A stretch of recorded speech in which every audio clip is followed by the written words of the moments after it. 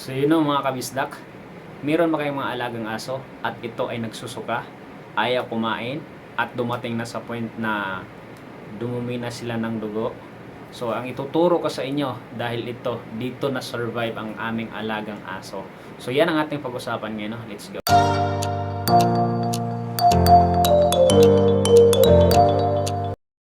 So yun na nga mga kabisdak, kung meron kang alagang aso, no? Nagsusuka, ayaw kumain, ilang araw na ayaw kumain, at dumating na sa point na nagdumi na siya ng dugo. So ngayon mga kabisdak, ito yun ang ituturo ko sa inyo.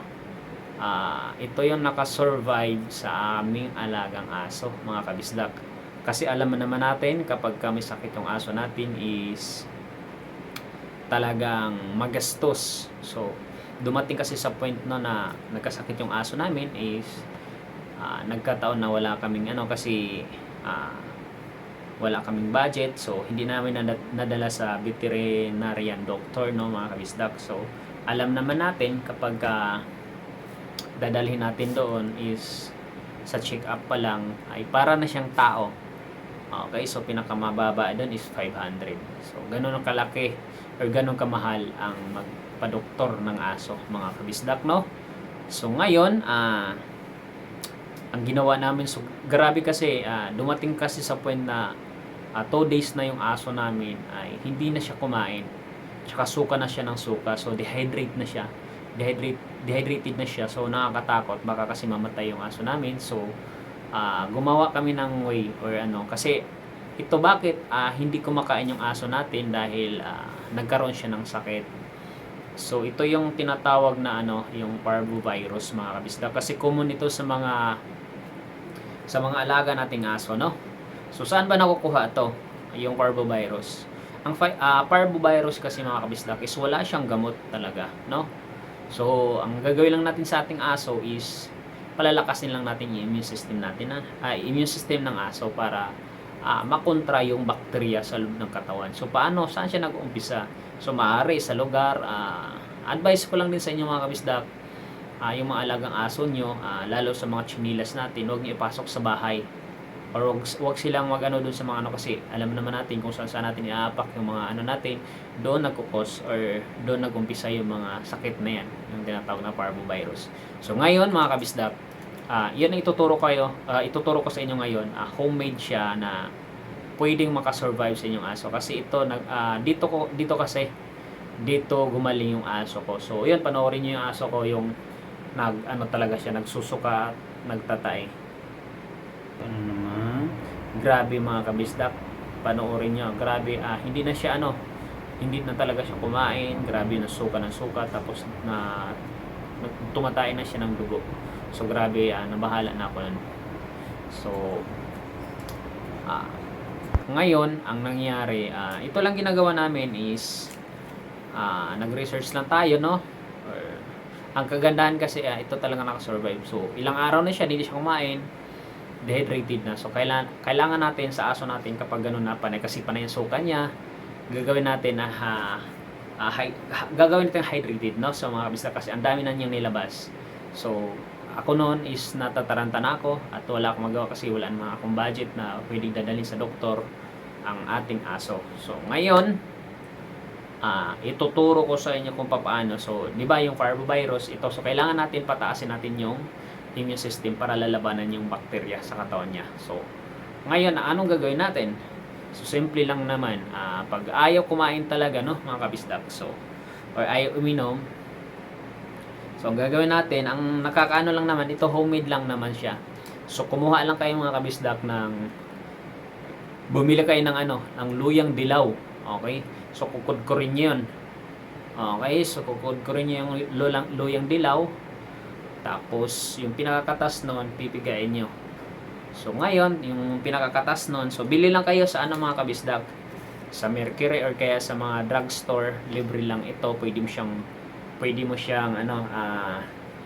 bilhin na walang resita. So ito yung bibilhin nyo lang, mga kabisdak, is yung Essiflora, Ursiflora. Okay, ito ganito siya. Hydration siya, mga kabisdak. Essiflora gut defense, no, mga kabisdak. Okay, so ang imimix naman, ito yung imimix nyo, mga kabisdak. Okay. Okay, dihydrosol powder for oral solution, mga kabisdak. So marami siyang ano, ayan, for treatment and dehydration to diarrhea. So pang tao kasi ito. So pwede siya pwede siya sa hayop. So yun, paghaloy natin ngayon, bibili kayo nito. Bili kayo ng Ersiflora at dihydrosol oral solution. Okay? So, 'di ba yung napigan yung yung luyang dilaw is ihahalo nyo ngayon to sa 500 milligram na tubig. Okay? 500.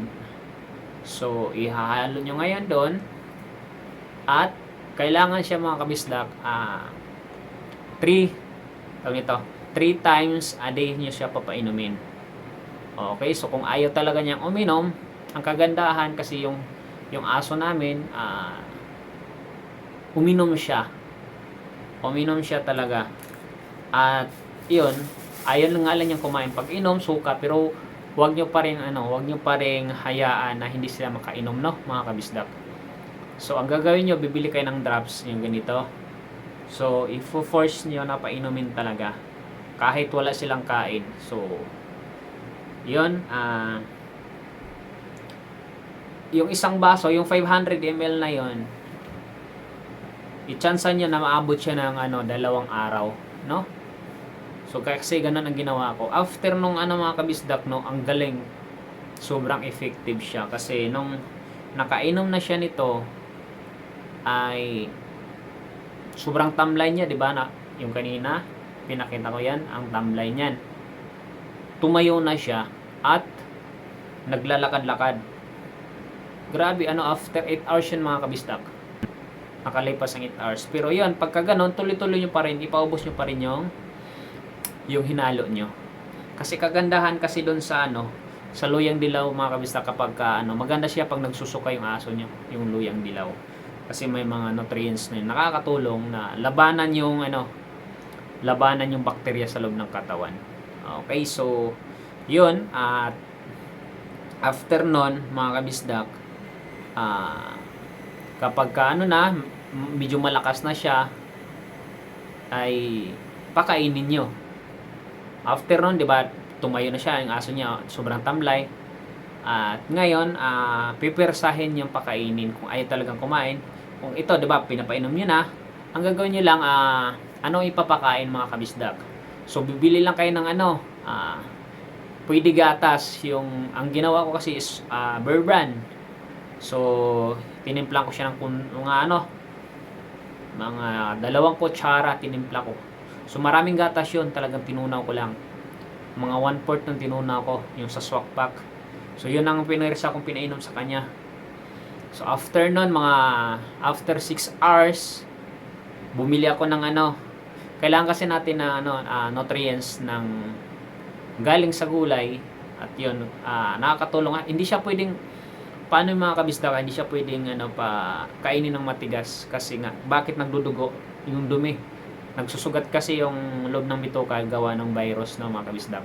So yun, kailangan malambot lang. So magpakulo kayo ng kalabasa, dudurugin nyo, lagyan ng tubig. Kailangan siya, soup talaga, yung yung kayang pag niya na kutsara, kinutsara. Sa akin kasi kinutsara ko. Kasi pag yun medyo matigas, idudura niya kasi wala siyang panlasa. Kung sa tao mapait yung panlasa niya, mga kabisdak. So idudura lang niya. Ganun din yung sa tao. So kailangan pag parang sabaw talaga siya, parang kahalo sa sabaw. So yung pinagkukuluan lang niya, yung isasabaw nyo doon, mga kabisdak, para malunok niya. So after nung gatas, pakainin mo siya ng yung kalabasa na pinakuluan. So durugin nyo talaga siya. So ganun lang siya, mga kabisdak, yung nakasurvive sa aking alaga. At yun, sana kung napanood nyo tong video na to ay makatulong ito sa inyo. Kasi mahal kapag dinala nyo sa vet, no? Gagastos kayo doon kasi alam natin kapag gano'n nagsusuka, nagdumi na at hinang-hina na yung aso nyo, alagang aso nyo, is mako-confine yun dun mga kabisdak. So gagastos ka ng malaki kasi araw-araw yun magbabayad kayo sa doktor, no, mga kabisdak. So para di siyang tao. So kung wala nang kayong budget katulad ko, so ganyan lang, homemade lang ito mga kabisdak, no. So tuloy-tuloy lang yun. Tingnan nyo yung aso ko, ayun na siya ngayon, nakasurvive na siya. Ayan, masigla na, nakipaglaro na, sobrang kulit na talaga mga kabisdak. So ganun lang. At sana may natutunan po kayo, no, mga kabisdak. So idagdag ko lang mga kabisdak kasi nga nung hindi pa ako nagano, so may binili pala akong para di sa yan, para ito sa nagsusuka, antibacterial din siya mga kabisdak, no. So bili din kayo nito, isabay nyo. Pwede nyo isabay doon halo sa sa drops lang, 1 ml lang siya. Okay, diba? Drops, ihalo nyo doon sa tubig, 1 ml lang ihahalo nyo. So yung Cotrimoxazole. Okay? Yan. Oral suspension siya. Antibacterial, anti-infective, no? So, ayan. Ayan mga kabisdak. Okay, so bili kayo nito. Halo nyo lang doon, 1 ml lang siya. Kasi antibacterial, nakakatulong din siya. So, yun, dahil doon na-survive natin yung ating alagang aso. At sana may natutunan kayo sa ginawang video at makatulong ito, no, mga kabisdak. So yun lang, no. Maraming salamat at God bless sa inyo lahat.